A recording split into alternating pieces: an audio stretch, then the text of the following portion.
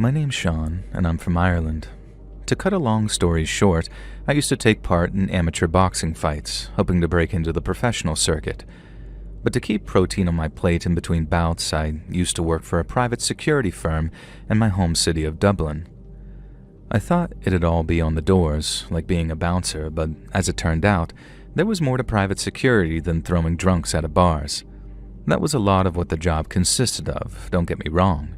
But every so often, we got a job that was a bit out of the ordinary.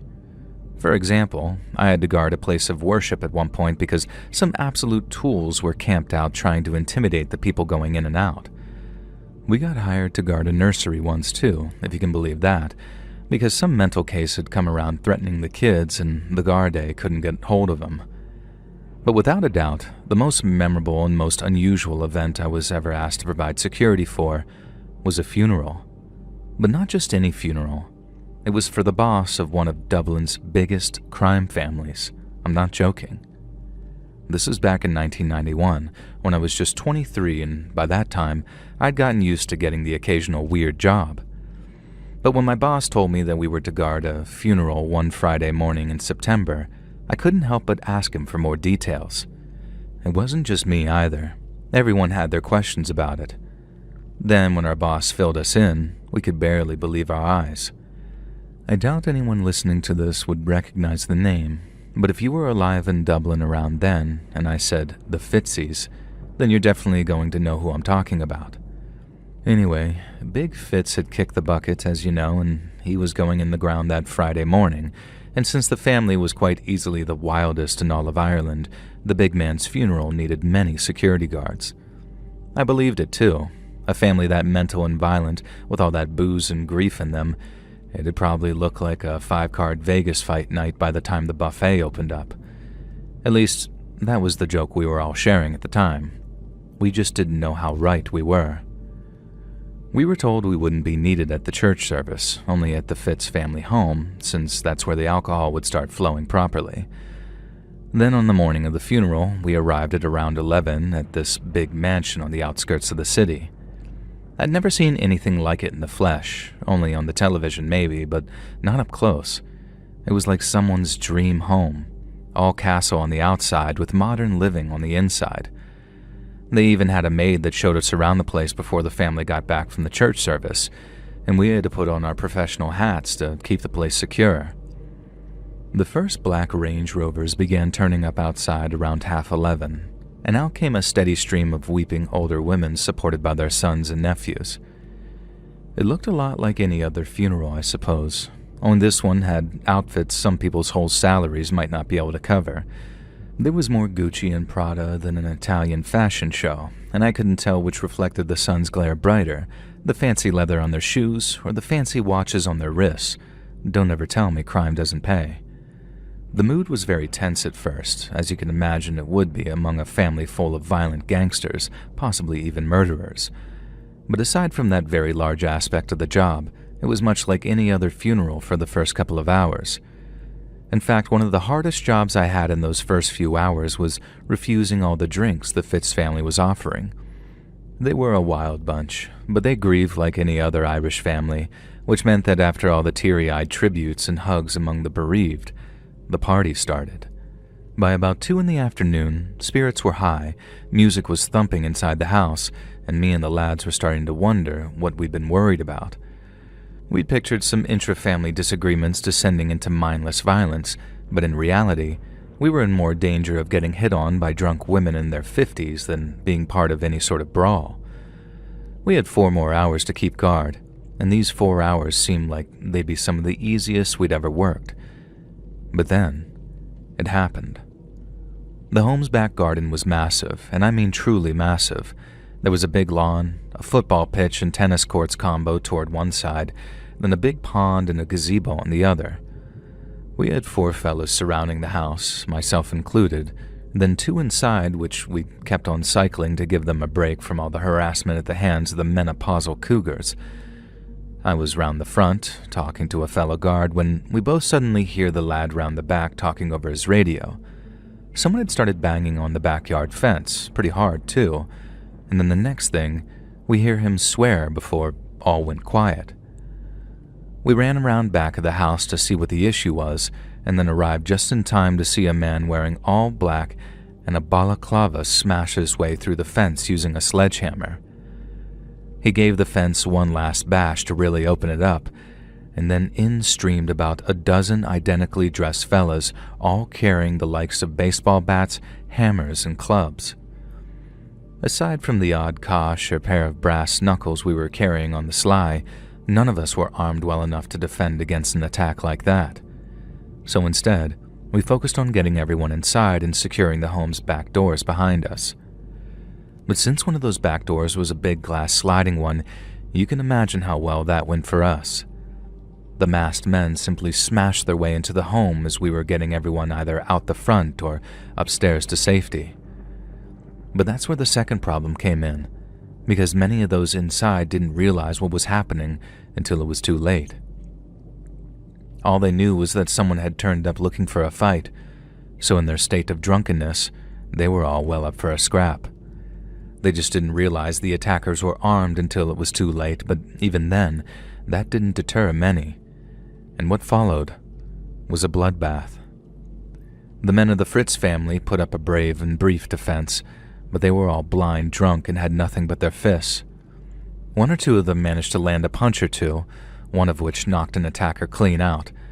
But any time that happened, the gang of attackers would swarm, beat the defiant man till he was either screaming or silent, then they'd move on to the next.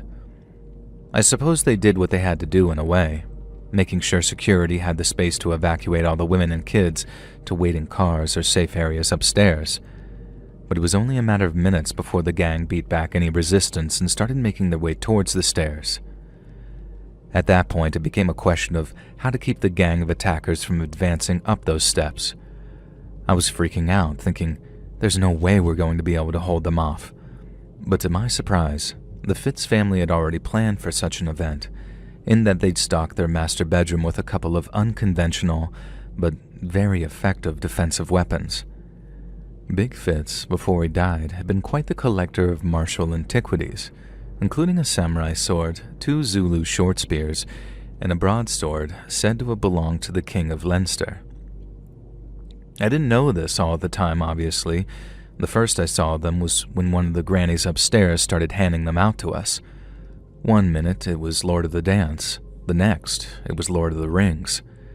I'd never held a spear before, but there's a first time for everything in life, I guess.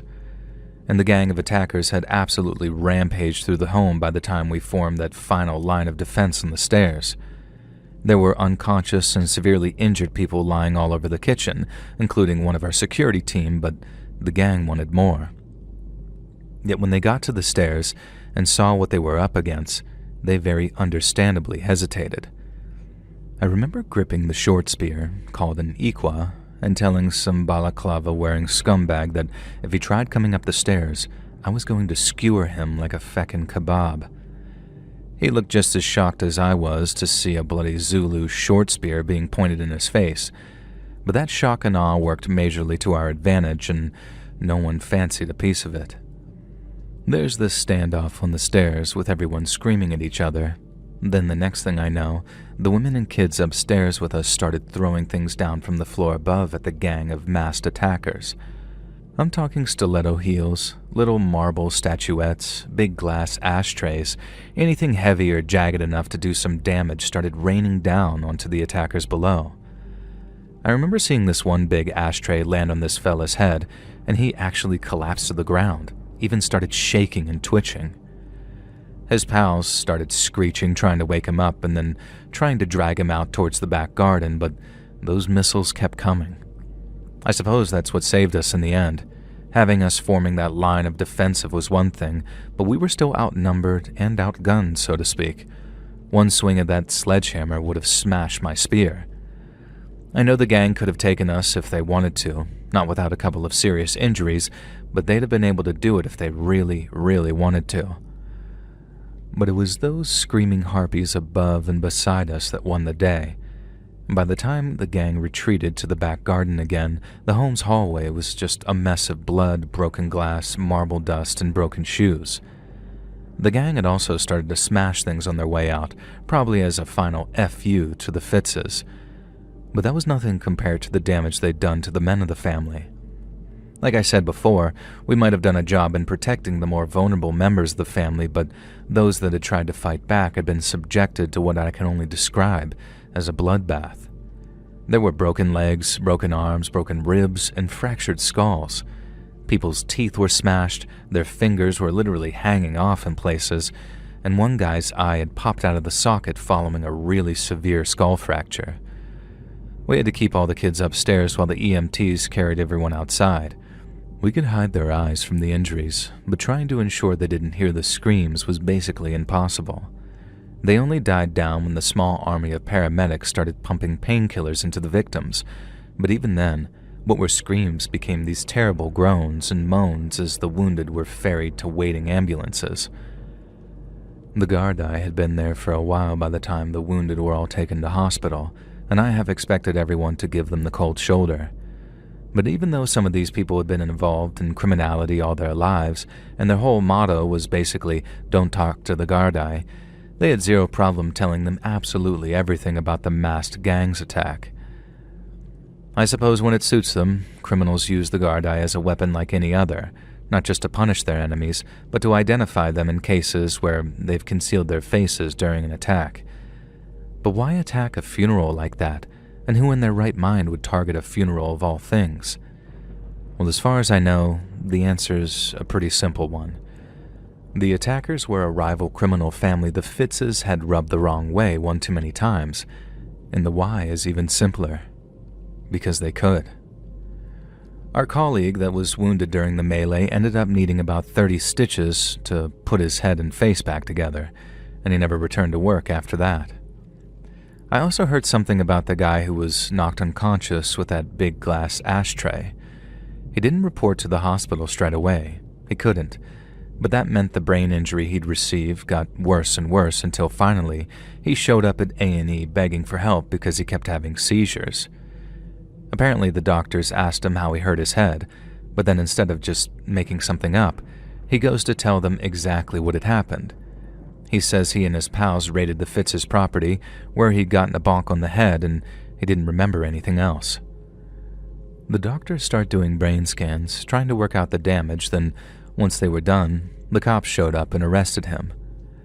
His gang got him a lawyer who instructed him not to say another word regarding who was present at the raid. Then in the end, this poor guy was the only one to go down for what had happened, and all because that brain injury meant that he couldn't think properly anymore. His fellow gang members let it happen too, because he was no use to them out in the streets anymore, and he had two choices: keep his mouth shut and do his time, or they'd have him killed in prison to keep him quiet for good. That wasn't strictly the end of the whole affair either, and after about 6 months of calm, some of these rival gangsters started turning up dead all over Dublin. Not all of them, mind you, just the ones that the Fitzes were sure had raided their house on the day of that funeral, and not long after the bodies started turning up, I handed in my notice.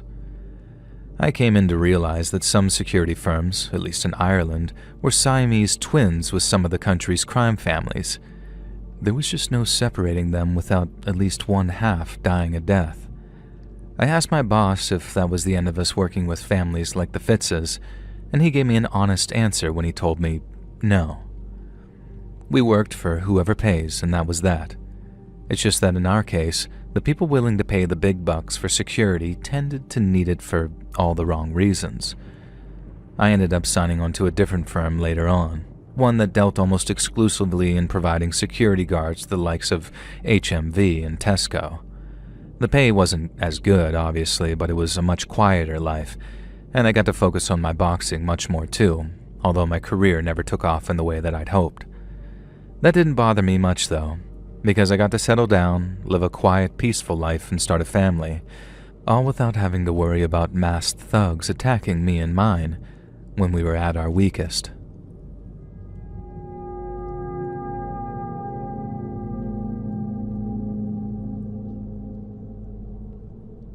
I was in the parachute regiment for just shy of 10 years before I was discharged on medical grounds. I was gutted at the time, but then once it sank in, I was pleasantly surprised by how many options I had available to me. I remember many years before, a friend's dad told me, All you'll be able to do when you leave the army is drive lorries and kill people." But he was wrong. I got offers from some big-name private military contractors almost straight away, who promised me good money once I'd passed their much less demanding medical exams. But I also got a few handy suggestions from some old paratrooper friends. One guy was over in the States consulting on TV shows, like teaching actors how to shoot and move like they'd been trained and all of that. And he said the hours were horrible, but the money was great, and I was seriously considering flying out to meet him. But then I spoke to another old friend of mine who had a very different but very interesting proposition. He was working in CPP, or Close Personal Protection, which is the fancy term for working as a bodyguard. He'd found a job with a high-profile London-based company who provided bodyguards to some of the world's biggest stars during domestic and sometimes overseas visits. In so many words, he got to travel around the globe with some of the world's biggest celebrities, living a life of absolute luxury outside of his working hours. Not every job was like that, of course. Even after just 18 months, he'd already been to the Maldives, Singapore, and St. Lucia twice. They fast-tracked ex-military guys thanks to their discipline, training, and expertise, so I already had a foot in the door. Then a couple of months later, during my first assignment, I was like a duck to water. It wasn't as big of a buzz as being a paratrooper, but it scratched a lot of the same itches in terms of executing plans, staying switched on, and putting on a show of force. It felt natural, I was good at it, and I've been doing it ever since. But I won't lie, at first it seemed like proper basic work compared to soldiering. Teenage girls might make a lot of noise, and this might come as a bit of a shock to some of you, but they're simply not as dangerous as the Taliban. And while the mega fans can be slippery and quite disturbing with some of their delusions, they don't mean the subject of their obsession any harm.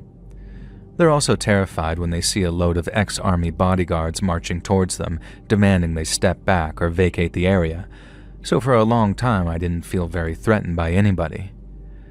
But that changed with this one job I worked, when I got a nasty lesson in the kinds of people I should be prepared to deal with. So for every high-profile job we did, there'd be an extensive risk mitigation meeting, and if we were providing services for a touring musical artist, we had to have those meetings on each individual stop of the tour.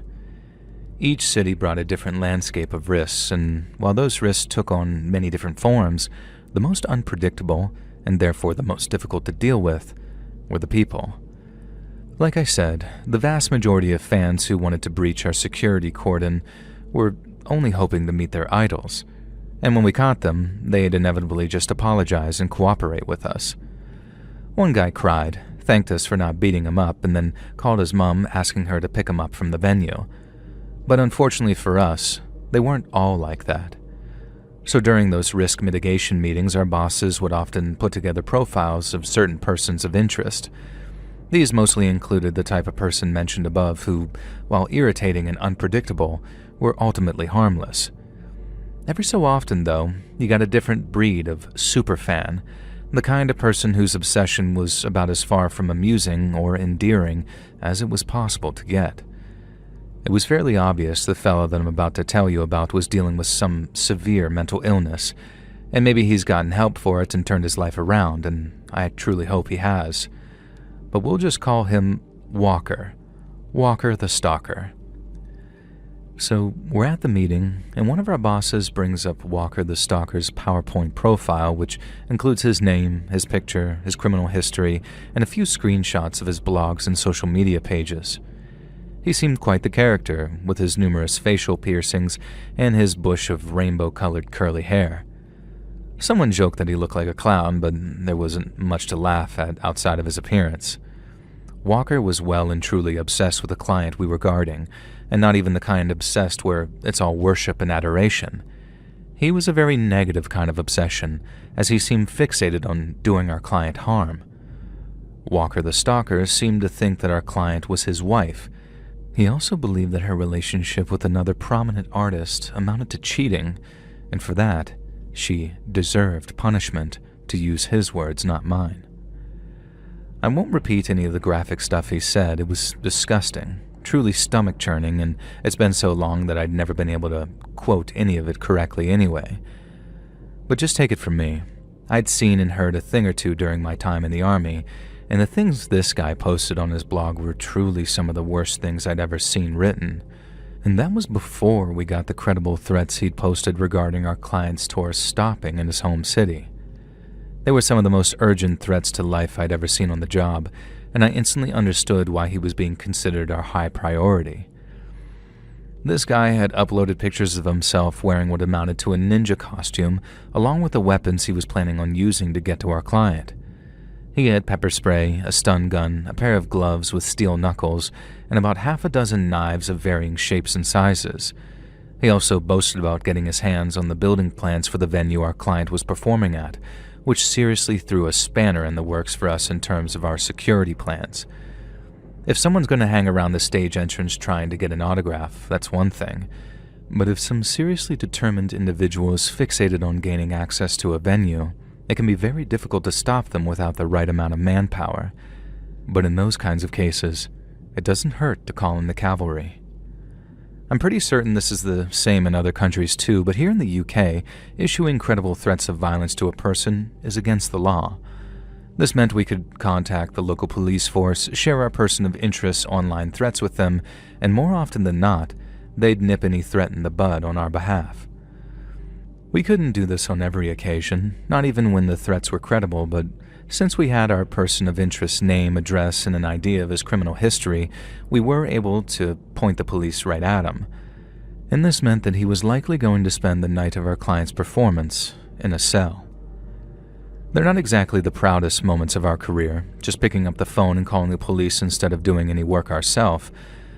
But if it works, so that's what we did.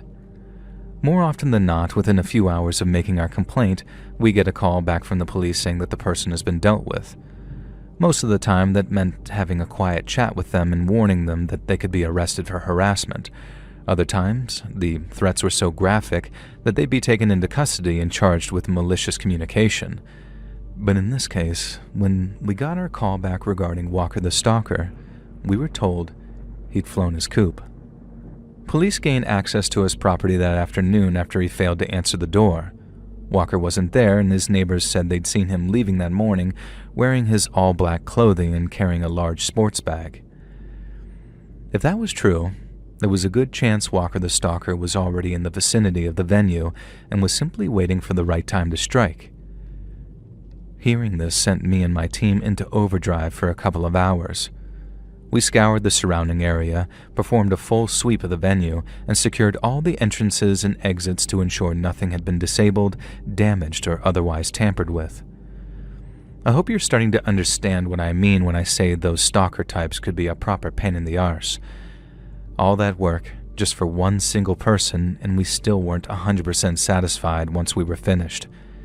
In the end, we had to just do our best, stick to our security plan, and remember our drills, and then just hope for the best. But then surprisingly, the entire evening went off without a hitch. We got the client to the venue, ensured a tertiary ring of security in addition to the venue's own staff and security, and then once all was said and done, we got her back to the hotel, safe and sound. Me and two other guys had agreed to do an all-nighter to keep the client's hotel floor secure. I'd been on since midday, but I fancied the overtime along with some of that fancy hotel room service for supper. The client and her crew's rooms were situated along a VIP corridor on one of the building's top floors. One man was posted on either side in a small landing area with a chair and a locked door. Then the third would patrol the corridor in the wider hotel to ensure everything was as it should be. Since the concert had come and gone without incident, we thought we'd probably be in for a quiet night, and for the most part, we were. But it only takes one hot minute for everything to change, and that night was no exception. It was around 2:30 in the morning when my colleague, who was patrolling the hotel's perimeter, gave us a call over the radio. He'd spotted the car parked in an industrial estate across the street from the hotel. He'd said he'd go and check it out and then report back on what he'd found. Then a few minutes later, he radioed us again saying that the car looked empty and it was kind of giving him bad vibes. Me and my colleague inside started getting a bit antsy, and I started to suspect our night wasn't going to be so quiet after all. Next, our colleague radioed to say that there was a lump in the back seat, covered in blankets, and it looked like a person was sleeping under them. I immediately start thinking that it's our person of interest, either hiding after spotting my colleague's approach or getting a few hours of sleep before moving on the hotel in the pre-dawn hours. So, when my colleague starts walking away from the vehicle, I suggest just tapping on the glass to make sure it's not Walker the Stalker and just some overnight driver on a long journey getting a few hours of kip so they're safe for the drive again. And right as I suggest that, the lift dings open in front of me, and a member of hotel staff walks out pushing a trolley. I saw a younger man in his hotel uniform with close-cropped hair, so I waved him past as I listened intently to my earpiece, awaiting my colleague's response. The young man kind of nodded nervously, then carried on pushing what looked like a laundry trolley towards the VIP corridor. A second or two later, my colleague started telling us how he suddenly didn't think it was a person anymore. He didn't know what it was under those blankets, but it hadn't so much as twitched when he'd knocked as hard as he could on the rear passenger window. He was also so close that it didn't look so much like the shape of a sleeping person anymore, meaning the car wasn't occupied. It was empty.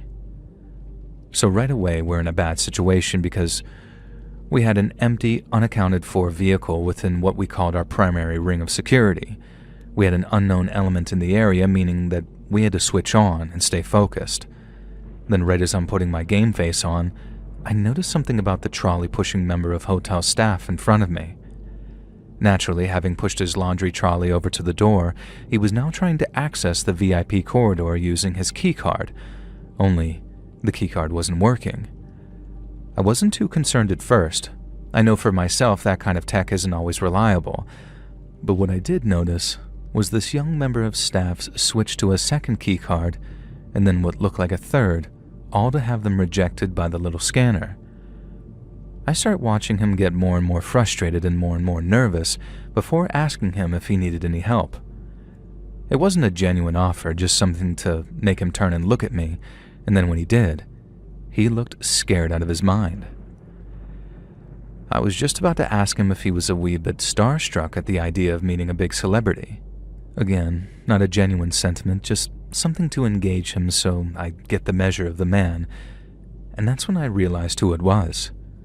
His hair was short, very short, but poorly shorn, almost like he'd done it to himself with very little experience. And then once I'd pieced that little detail together, I recognized his face.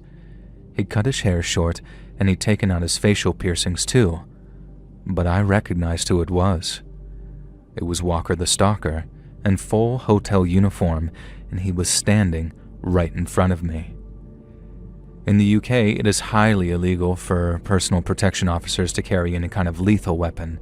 It's also very illegal for us to carry non-lethal options too, so carrying things like stun guns, pepper spray, or batons are going to land you with a criminal record. I'm sure a lot of you are going to be tearing your hair out at the mere description, asking, then how are you supposed to defend yourselves? Well, firstly, bulletproof and stab-proof vests are an option we regularly employ, and since we're not allowed to carry weapons, there's a heavy emphasis on martial arts training, particularly judo and jiu-jitsu.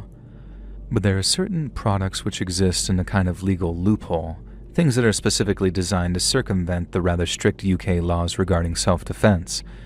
And one such item was the non-toxic dye spray that I had on a keychain in my pocket. It operates in an identical manner as pepper spray, but instead of deterring your attacker via a shower of stinging vapor, it basically involves spraying a non-toxic, fast-degrading paint in their eyes to temporarily blind them. I've used it once before, and it was just as effective as I thought it was going to be. But like a lot of the stuff like that, it's only effective when it works, and whether or not it works depends on who you're using it on, as well as the situation at hand. For example, when I realized it was Walker the Stalker in front of me, having shaved his head and removed his piercings, I told him to stop what he was doing, step back into the lift, and leave before I called the police. But Walker the Stalker didn't like that idea, and he attempted to argue his case with a zombie knife he'd clearly hidden in the laundry trolley he'd somehow acquired. I don't know if the term's made it over to the United States yet or anywhere else, but here in the UK, the term zombie knife refers to large knives or miniature machetes that are often curved, spiked, or otherwise unconventionally shaped. Walker the Stalker produces one, charges me with it, but I'm ready to deploy my dye spray, and when I did, I unleashed a powerful stream of it right into his angry little face. The reaction was instant. He was blinded, which he clearly found unpleasant, but it only made him angrier. On top of that, he knew exactly where I was too, so as he recommenced his charge and I tried to get out of the way, the landing proved too narrow and he connected with a swing of his knife. If it wasn't for my stab vest, I would 100% be a dead man right now, because the blade connected with my chest, but slid down the fabric of the vest after cutting through my shirt. But what made me doubly fortunate was that Walker's first strike had thrown him completely off balance. This gave me an ample opportunity to subdue him, but Walker was slippery. He managed to twist out of the hold I was trying to put him in and bring up that zombie knife again. Under any other circumstances, it wouldn't have been an issue because I had him from the back, but the curved section of the blade was long enough to reach back and cut into my forehead. Another swing, and he could have had my eye out, so I shoved him forward, backed away, then keyed the emergency button on my radio to silently call in all available assistance.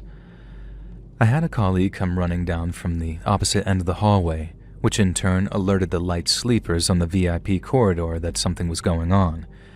He came running like a bat out of hell, and all the corridor behind him started to fill up with frightened VIPs. But there were a few grim seconds there where I was alone with a very blind, but still very dangerous stalker. He was screaming and waving the zombie knife around, but the fact that he was temporarily blinded meant that he kept swinging at nothing, and then retreating from nothing and again and again. This was obviously very good for me, but his erratic swings in the shape of the knife meant rushing him would be a huge risk without someone else present. Luckily, my colleague was at my side in mere seconds, and after hurling a potted plant at the blinded Walker, we were able to tackle and subdue him while isolating the arm that he was carrying the blade with. Hotel security was there to assist within minutes, and the police were there a short while after that. Walker the Stalker was taken into custody, and while everyone was a bit shaken, it all amounted to a job well done. But what's never been properly explained to any of us was how he got his hands on that hotel uniform, as well as the key cards he was using to access various spaces. Walker didn't talk to the police. He didn't enter a plea at his trial either, and he refused to leave his cell to attend his sentencing hearing. He never said a single word to anyone about anything, and the only clues to his motivations were the things he'd posted online. Obviously, he put a lot of time and effort into his little plan. Touring artists post their dates 18 months in advance sometimes, giving creeps like Walker plenty of time to craft their little schemes. But how he'd managed to find the exact hotel our client was staying in was tradecraft even professionals like me could admire, even if we did so begrudgingly. And if his keycard scheme had worked, God knows how he managed to program them, he might have made it all the way to a VIP room completely unchecked. Because again, radically changing his appearance prior to striking was a deviously impressive bit of deception. I feel like this is best ended by circling back to my point about how just one single person can cause an awful lot of trouble for an awful lot of people. I suppose I should take a bit of comfort in that, because if that wasn't the case, people like me would be out of a job. But it still sends shivers down my spine, knowing there's many more out there, just like Walker, and not all of them are going to fail.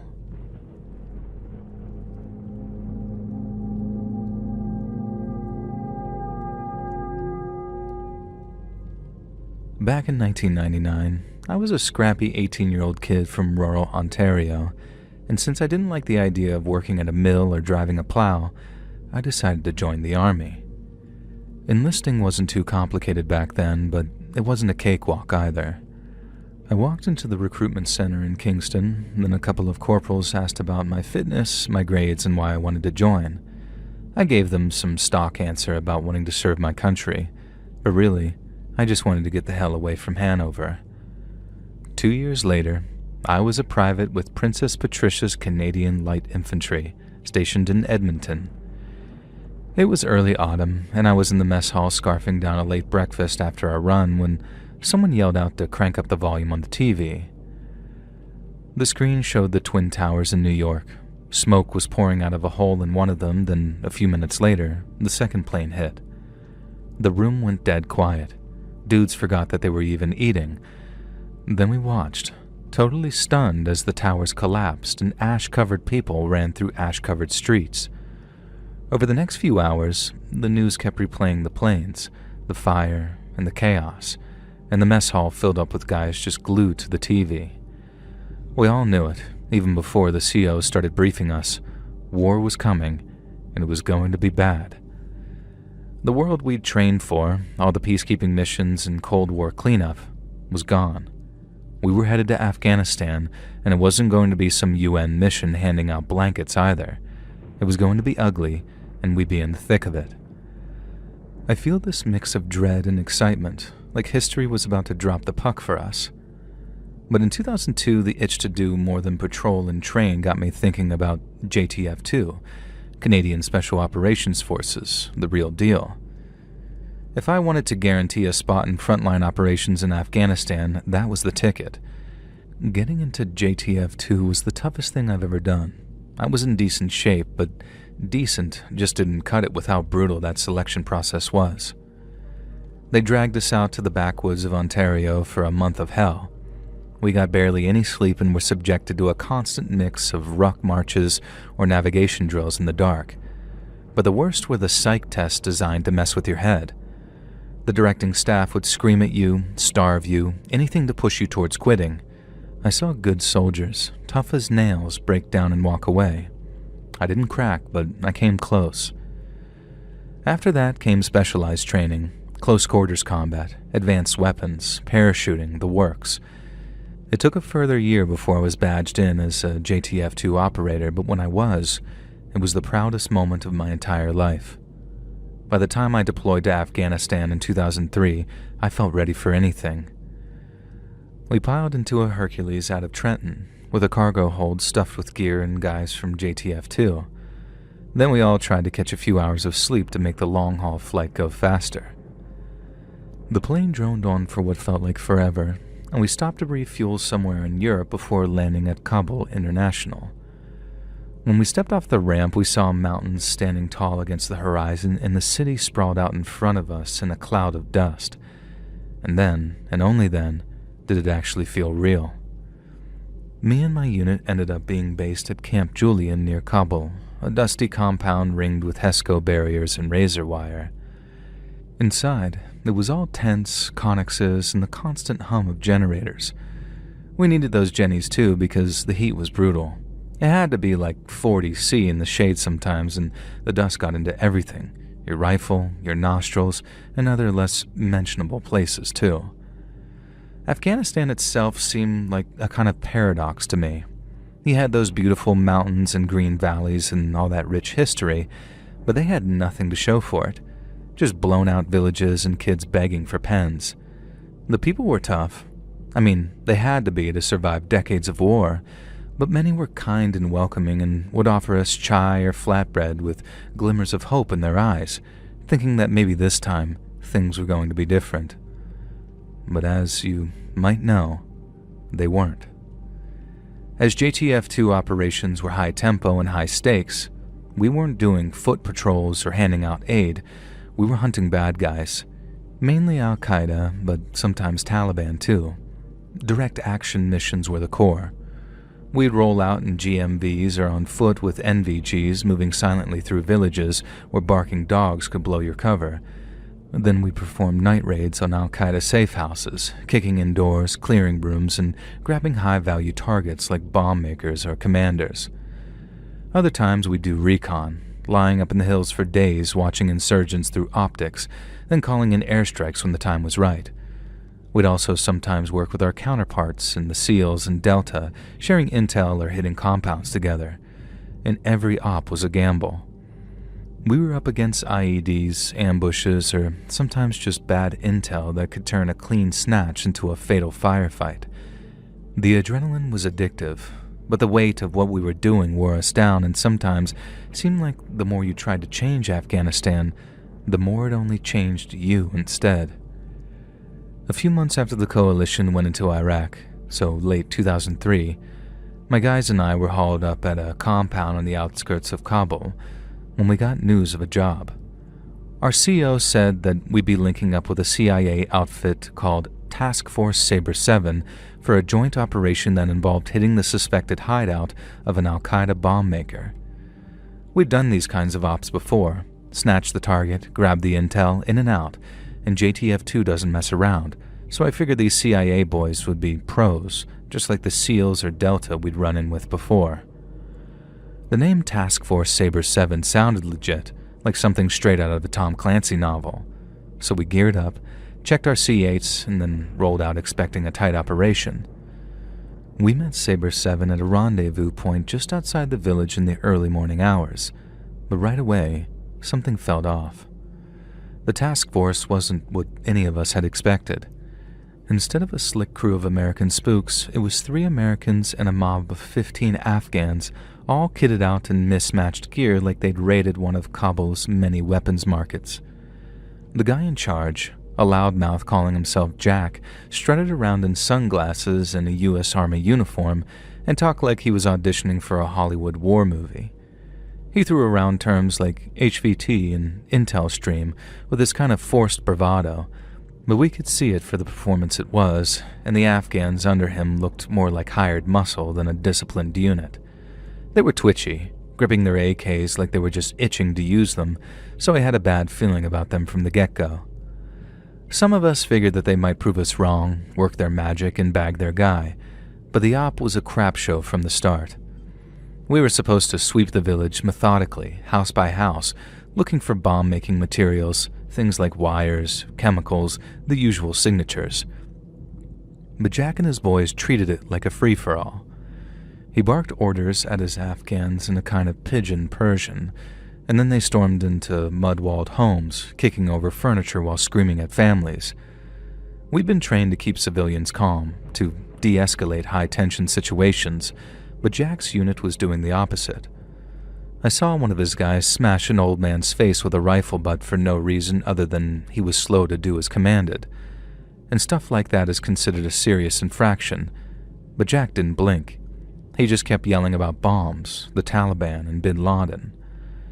It was chaos, and it was clear he didn't know how to run a proper search. There was no grid pattern, no coordination. He'd point at random houses, claiming SIGINT had marked them as hot. But when we checked, all we'd find were blankets and cooking pots. It honestly seemed like things couldn't get any worse, but then, somehow, they did. Jack's Afghans started dragging people out of their homes and then lining them up in the dirt. I heard screams from a house down the street, and when I got there, Edema's 2 American guys were beating a shopkeeper, demanding he confess to being Al-Qaeda.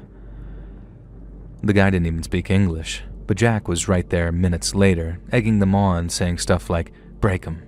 He knows where the bombs are." But there was no evidence, no bomb-making equipment, just a terrified old man begging and pleading in the dirt. I pulled my sergeant aside and said something about how the task force didn't seem like they knew what they were doing. He nodded, tight-lipped, but we had our orders. We kept moving, but I felt sick, like we were complicit just by being there.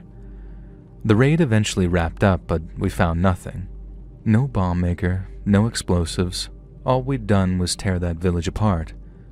Then, as we were prepping to exfil, a couple of Edema's Afghans came over, grinning like they'd won a prize. One of them pulled out a cloth bundle and unwrapped it.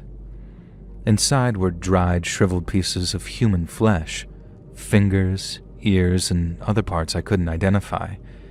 They said it was from a woman they'd caught, claiming she was Al-Qaeda or Taliban. And I wanted to puke. These weren't soldiers. These were murderers and butchers. My team stood there, stunned into silence, as the Afghans laughed and passed the bundle around like some trophy. I looked at Jack, half expecting him to shut it down, but he just smirked and said something about how that was part of their war, not ours. Back at base, my sergeant lost it. He got in Jack's face, calling him out for letting his men run wild and for letting them take body parts as trophies.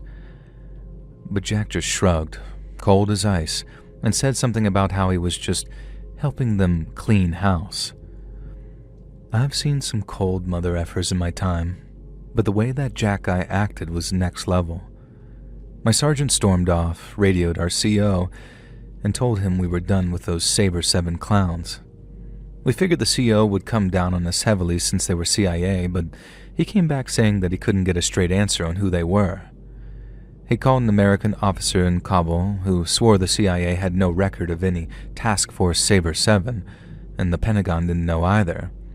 It was like Edema and his crew had materialized out of thin air. And we started quietly asking around trying to find out who the hell Jack really was, but nobody had any answers. Some of the American guys we worked with said that he'd been floating around Kabul since 2001, peddling fake Al-Qaeda videos and claiming he was hunting bin Laden.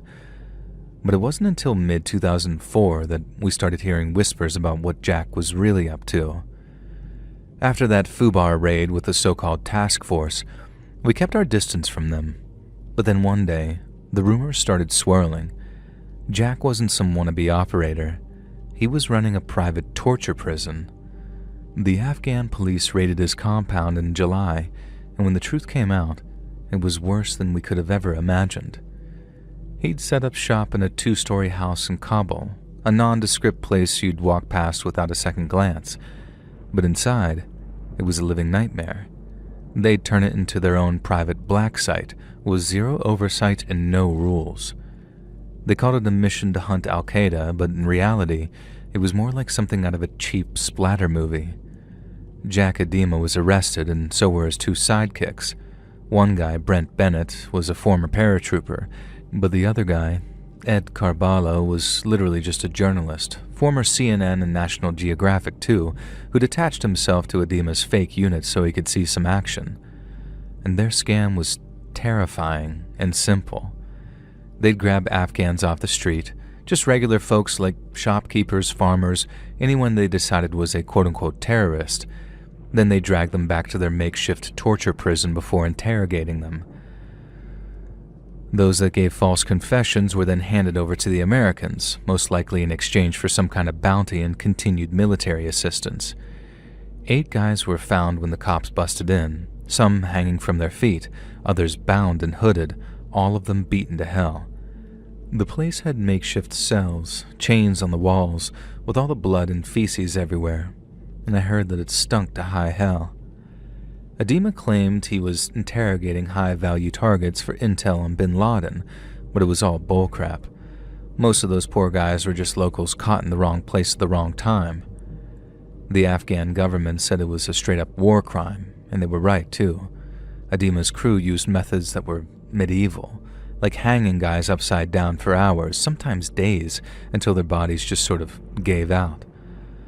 Other prisoners said their heads were held underwater while Edema and his Afghans screamed questions they couldn't answer. Sleep deprivation was another favorite of theirs. They'd keep the lights on, blast music, and shake their prisoners awake every time they passed out. There were reports of starvation, too. Guys left without food or water for days in order to break their will.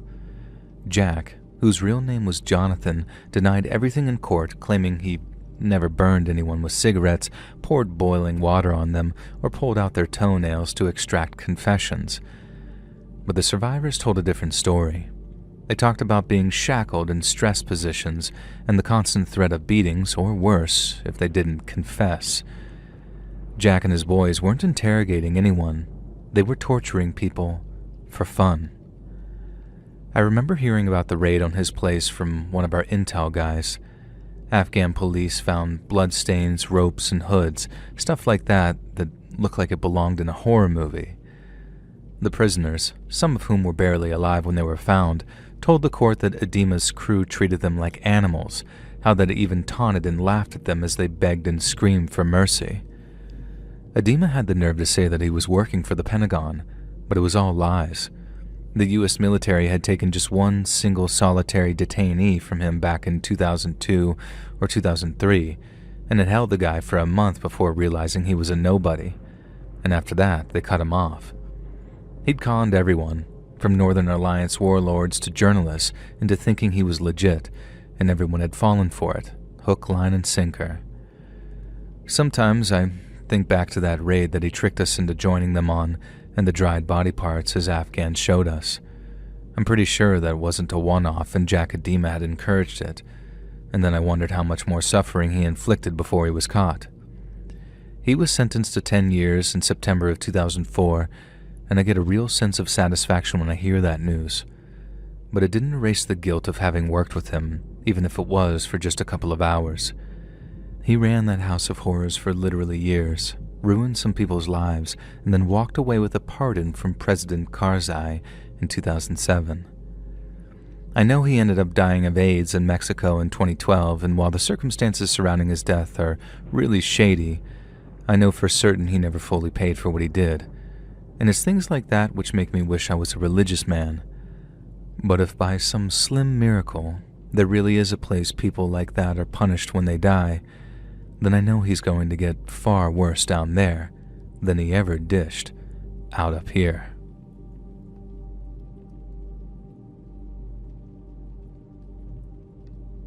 Hey friends, thanks for listening.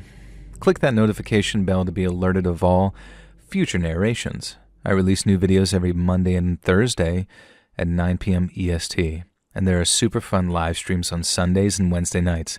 If you got a story, be sure to submit them over at my email, letsreadsubmissions@gmail.com, and you might even hear your story featured on the next video.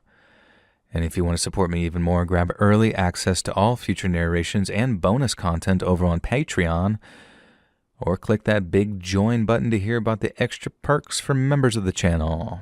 And check out the Let's Read podcast, where you can hear all of these stories in big compilations. Look at it anywhere you listen to podcasts. All links in the description below. Thanks so much, friends.